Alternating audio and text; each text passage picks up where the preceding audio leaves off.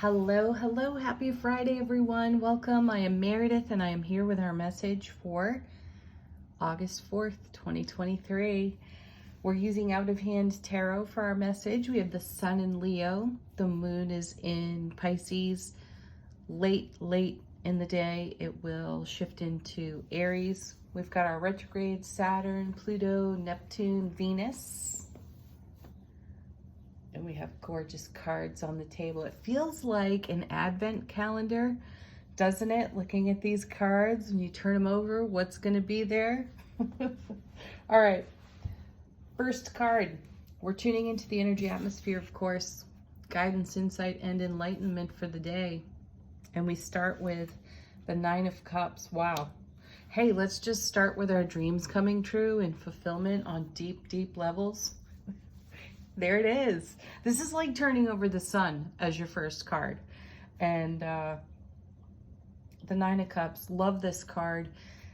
I often remind when we see the Nine of Cups, because it is called the wish card, and it does indicate great fulfillment and dreams coming true, wishes fulfilled, though it is so often spoken of in a whimsical way, as if, oh, tra-la-la, yeah, that just happened. Usually though, having our dreams come true and our fulfillments roll up on our foundation comes with a tremendous amount of investment, which is something that we talk a lot about here on the channel. And let's appreciate the artwork on this card, because we have a potter at the wheel, and they've already turned out 8 cups. They're working on their 9th. This takes a lot of skill and self-mastery and allowing of one's gifts and talents to shine through and be utilized.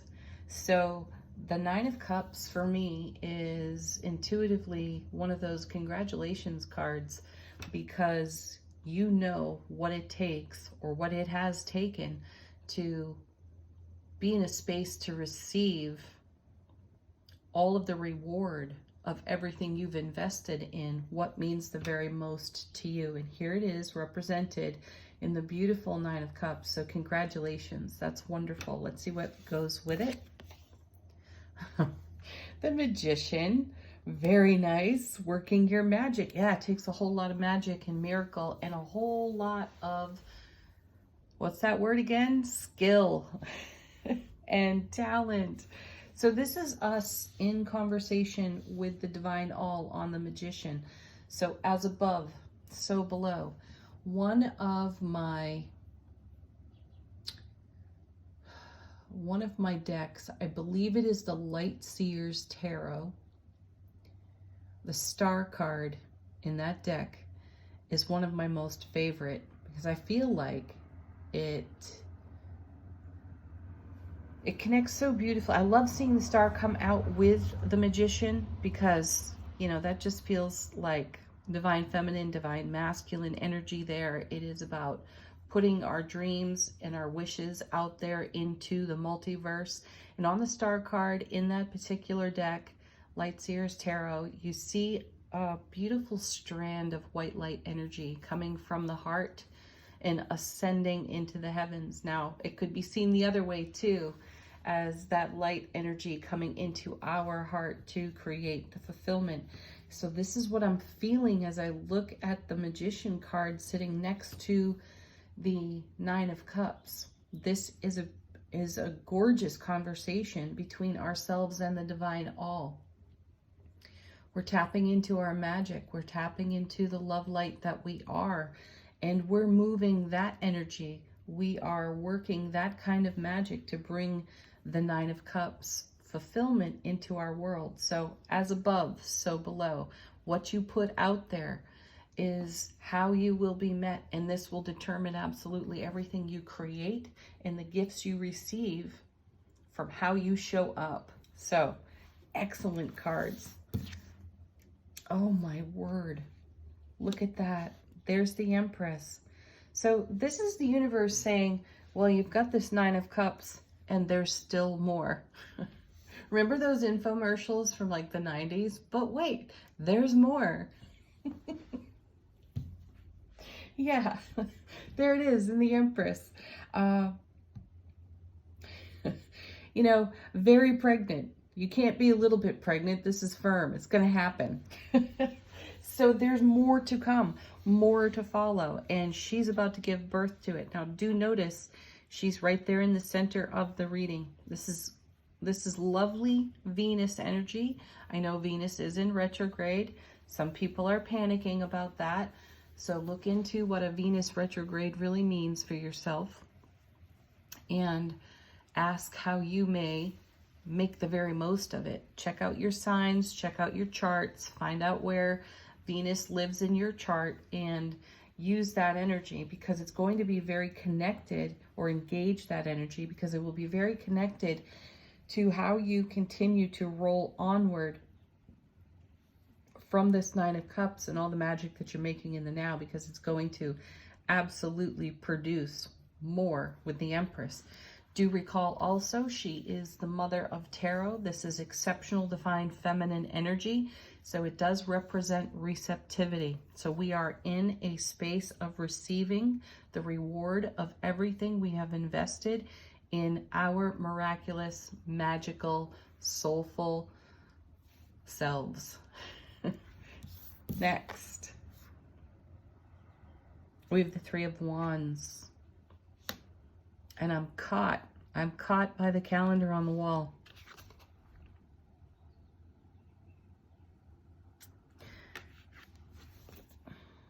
I need some better light to see this.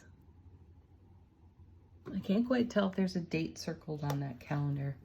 Anyway, I'm caught by it because this, for me, represents divine timing. And the Three of Wands is growth and expansion.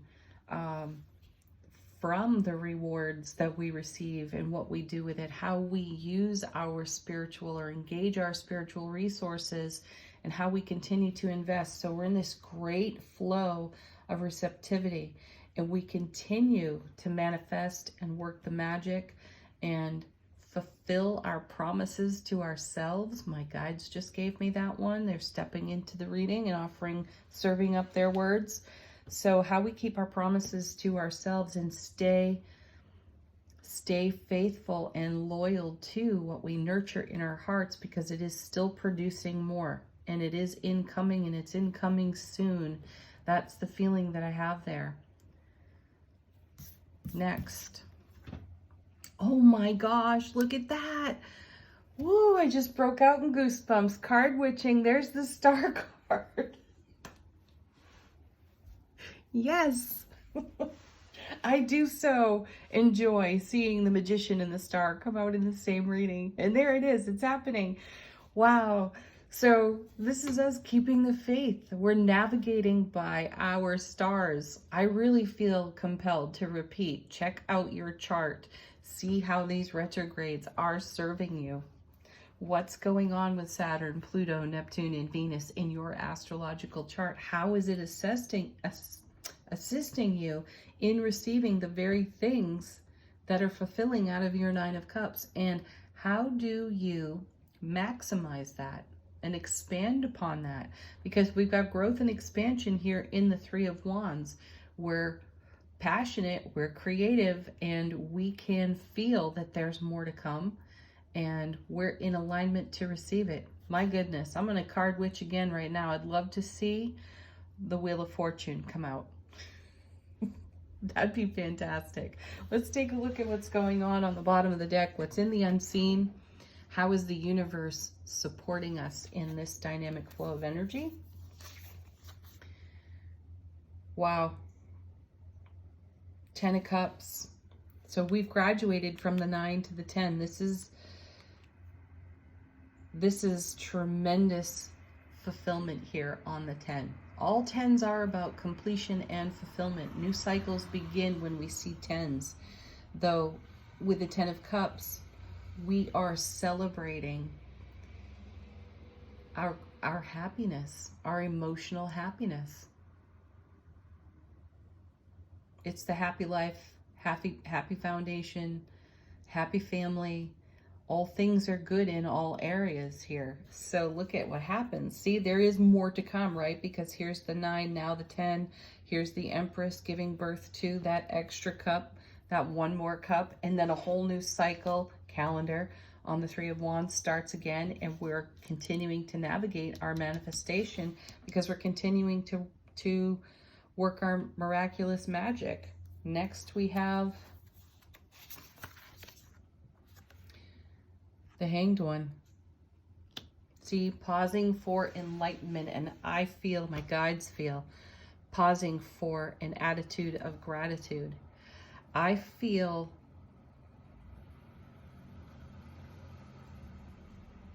the whelming love, like bubbling up out of our heart space, which is what gives us pause so that we can treasure and we can cherish what is unfolding in the now moments. This feels, Hanged One feels like a very emotional card. Like that upwelling, the lump in our throat just before we cry, the sting of tears in our eyes, and it's all connected to the happiness that's represented in each one of these cards. Next, we have the 7 of Wands. 7. 7s are about bringing heaven to earth. There isn't a time that I will not remind you all of that. 7 is made up of 3 and 4. 3 is the number of heaven, 4 is the number of earth. And the 7 of Wands is a card about seeing the bigger picture and maintaining everything that it takes to create that bigger picture and stay aimed at one's horizon. Now, I know that this card is spoken of as a defensive card, and we have this hand up like saying stop. My feeling is that this is a continuation of the pause for an attitude of gratitude off the Hanged One over here and the 10 of Cups. We're pausing to truly appreciate our success and our victory in the 6 other wands. This is something that I consider every time I see the 7 of Wands, which is why I've eliminated the defensive meaning on this card, because 6 of Wands creates victory and success and homecoming to oneself, harmony and balance. And then the 7 of Wands to me cannot be a progressive move into stop and defend. It's more pause and appreciate, because we are creating heaven on earth. Oh, lovely. And then there's the Death card, the final word. It has taken great transformation. That's what this card is all about. There is a simultaneous ending and beginning happening, and we're witnessing it here with the 9 of Cups graduating to the 10 of Cups, achieving a level of fulfillment. That we also have the Empress with the promise of so much more, giving birth to that more on our foundation. It's incoming soon. We're still navigating the manifestation over here, which creates the transformation that's witnessed in the Death card.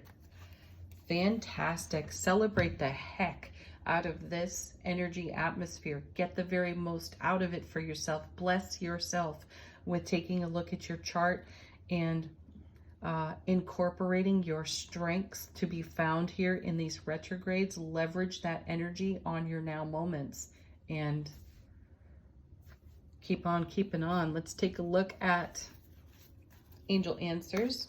This is the deck we turn to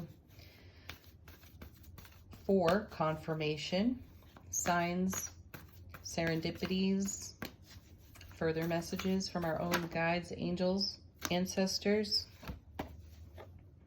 First card popping out is Take Action. And do recall that sometimes taking a pause for appreciation and gratitude is the very action that becomes the greatest fuel that energetically propels us forward.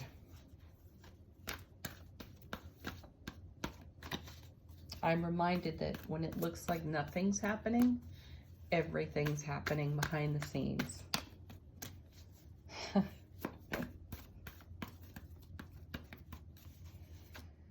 Yeah, my guides are saying when it looks like nothing is happening, that's exactly when heaven and earth are moving on our behalf for our highest and greatest potential outcome. Next, we have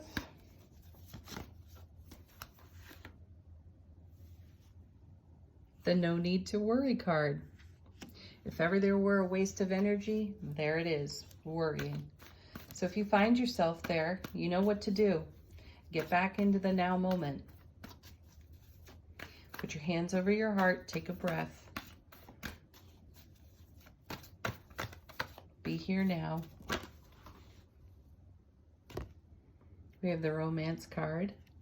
Yes, the message of these cards is made possible because of the way you love yourself, the way you love your life. You are the greatest romance of your own life. And you're bearing witness to what this kind of self-care creates. What kind of magic comes from engaging the miracle that you are.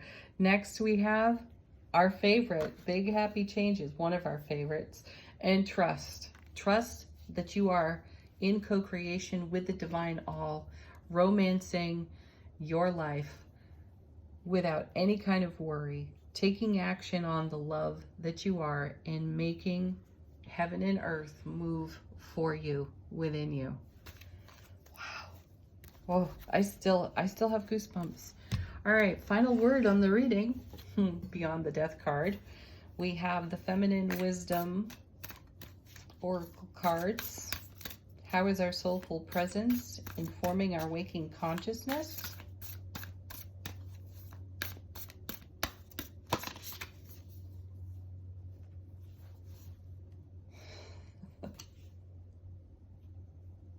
Love. I'd say that's right there at the center of this reading. Again, all of this is made possible because of the love that you are and how you invest that love in your self-relationship so that you are met by all the loving things that you hold in heart space and hold space to manifest on your foundation. Wow. What a beautiful Friday message. Have a wonderful weekend, everyone. Peace, love, laughter, joy, celebration. Woo! Namaste.